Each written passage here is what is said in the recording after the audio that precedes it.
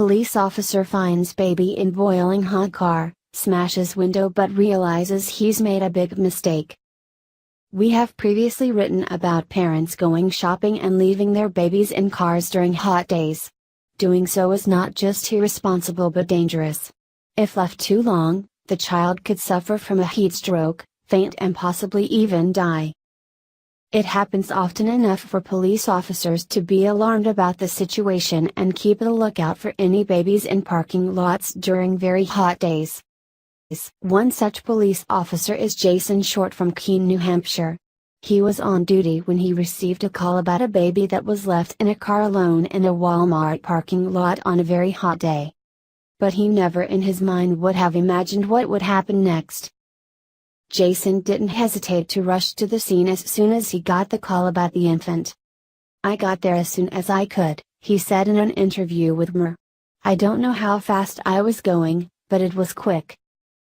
At arrival, Jason could clearly see a baby wrapped in a blanket with its feet sticking out through the windows of the car. It was a very hot day and Jason had no idea how long the baby had been there.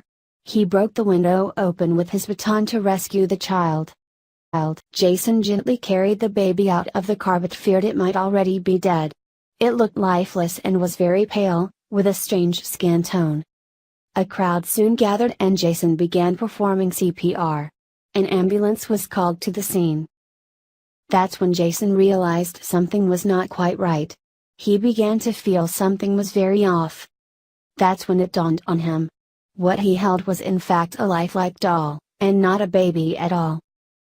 The doll's owner, Carolyn Seifer, came back from her shopping spree to a broken car window and a crowd surrounding her $2,000 doll, which she calls Ainsley.